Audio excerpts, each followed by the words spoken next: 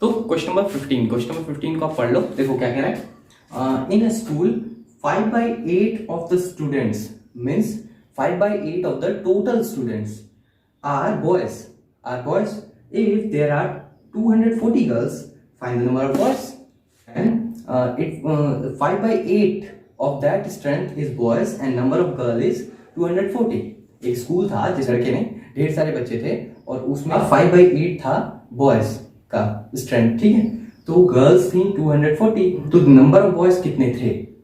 ये तो exact number नहीं दिया है, ये एक एजम्पशन दिया है, ये एक फ्रैक्शन दिया है कि इतने थे, ठीक है, बॉयज। अब इतना थे, 5/8 थे बॉयज। अब कितना थे एग्जैक्ट नंबर नहीं दिया हुआ है, तो हम वो फाइंड करेंगे। तो हमें क्या क्या नहीं पता है, हमें स्कूल की पूरी स्ट्रेंथ नहीं पता है, तो पूरी स्ट्रेंथ पता रहेगी तभी ना उसका 5/8 निकालेंगे। तो पूरी स्ट्रेंथ नहीं पता है, और बस ये गर्ल्स की स्ट्रेंथ पता है, और एग्जैक्ट बॉयज की स्ट्रेंथ पता ही नहीं है, वही तो निकालना है। तो हम क्या मांगेंगे, total number of student be x.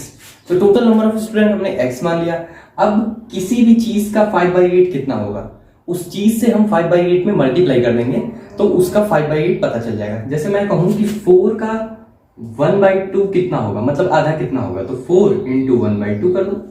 लो ये इससे कट गया, तो आंसर आएगा यहाँ पे 2 × 2 होगा, आधा 2 भी होगा। ये तो इजी है नहीं। तो किसी भी चीज का 5/8 कितना होगा, उसमें 5/8 से मल्टीप्लाई कर। अब हम नंबर ऑफ बॉयज निकाल लेते हैं, एक्स को मान के टोटल स्ट्रेंथ हम नंबर ऑफ बॉयज निकाल लेते हैं। तो number of boys is equal to 5/8 into X, कितना हो जाएगा 5x/8। ये हो जाएगा आपका नंबर ऑफ बॉयज, ठीक है। और नंबर ऑफ गर्ल्स दी हुई है और टोटल भी है आपके पास।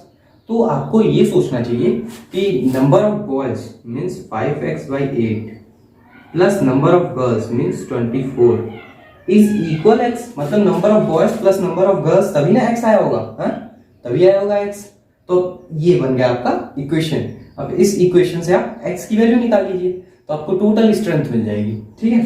तो देख सकता हूं अब x किसके इक्वल है, ये x जो है वो किसके इक्वल है, वो इक्वल है ये बॉयज की स्ट्रेंथ मीन्स x है 5/x/8 प्लस गर्ल्स की स्ट्रेंथ 240। ये बन गया आपका इक्वेशन। अब अगर आप इस इक्वेशन को सॉल्व करके x की वैल्यू निकाल देते हो तो आपका आंसर आ जाएगा। तो देखो इस इक्वेशन को हम सॉल्व कैसे करेंगे, देखो या फिर हम इसको इसके साथ प्लस कर लेते हैं, डायरेक्ट हो जाएगा। तो इसको इससे मल्टीप्लाई और फिर इसके साथ, या फिर हम इसको इधर लेके चले जाते हैं तो ये थोड़ा इजी रहेगा।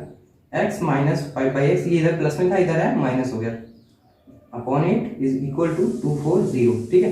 तो अब ये क्या हो जाएगा, ये इधर मल्टीप्लाई होगा फिर इससे माइनस, तो आंसर क्या आएगा, ये इधर मल्टीप्लाई होगा, ये यहाँ पे ऐसे कर लेते हैं हम, तो 8x minus 5x upon 8 is equal to 240, ठीक है। ये हो गया।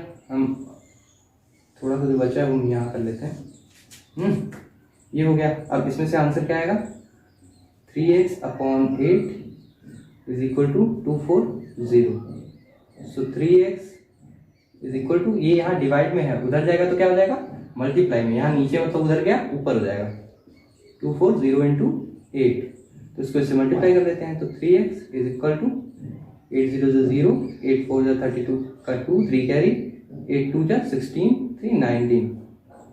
तो ये यहाँ इसके साथ मल्टीप्लाई में है, उधर जाएगा डिवाइड हो जाएगा। तो x is equal to 1920 upon 3। आप इसको इससे काटोगे ना तो आपका आंसर आएगा x is equal to 640। x की वैल्यू आ गई, मतलब टोटल स्ट्रेंथ आ गई। टोटल स्ट्रेंथ कितनी आ गई 640। अब हमको क्या करना है, थोड़ा सा यहाँ पे लिख लेते हैं, टोटल स्ट्रेंथ में से गर्ल्स की स्ट्रेंथ निकाल दें तो क्या बचेगा, बॉयज ही बचेंगे। टोटल स्ट्रेंथ में से गर्ल्स की स्ट्रेंथ निकाल दें तो क्या बचेगा, बॉयज बचेंगे। तो टोटल स्ट्रेंथ है 640, गर्ल्स की स्ट्रेंथ है 240, तो माइनस कर देते हैं, क्या बचा, बॉयज का स्ट्रेंथ कितना 400। तो number of boys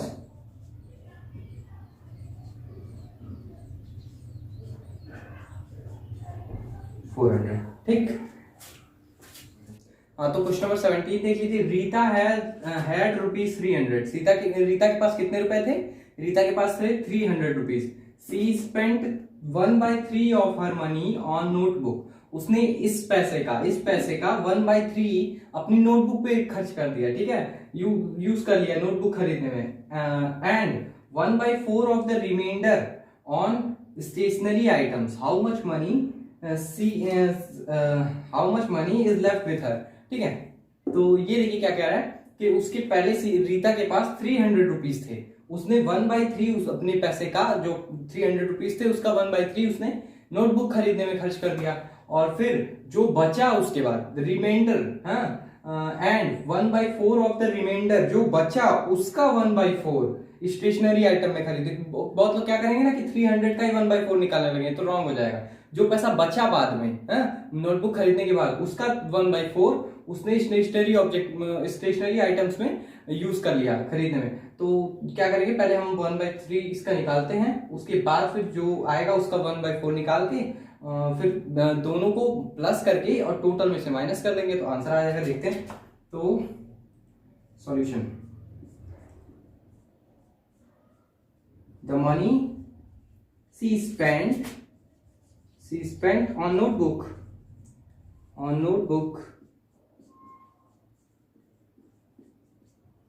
is equal to 1/3 into 300, ठीक है।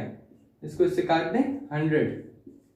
किसी भी चीज का इतना, मतलब अगर मान लो 300 का 1/3 निकालना है तो कैसे निकालेंगे, 300 मल्टीप्लाई बाय 1/3, ठीक है। तो 1/3 उसका निकल जाएगा। तो उसका 1/3 कितना हो गया, ₹100 उसने नोटबुक पे यूज कर ली, ठीक है।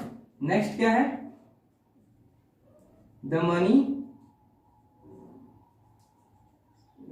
स्पेंट ऑन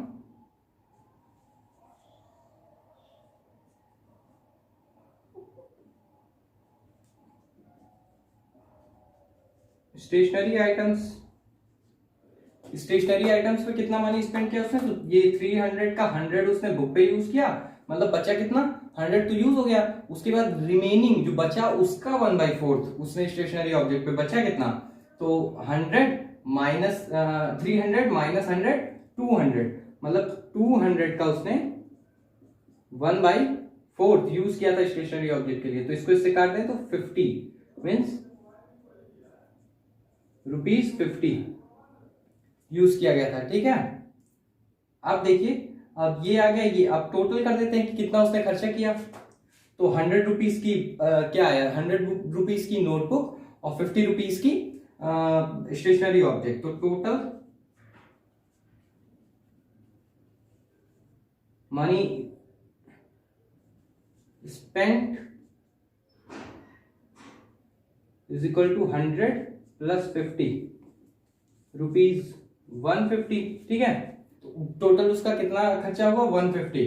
तो नेक्स्ट क्या करेंगे, money she left with amount of money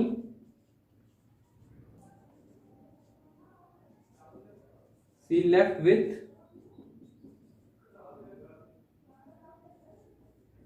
300 minus 150, तो कितना हो जाएगा, यहां पे लिख देते हैं आंसर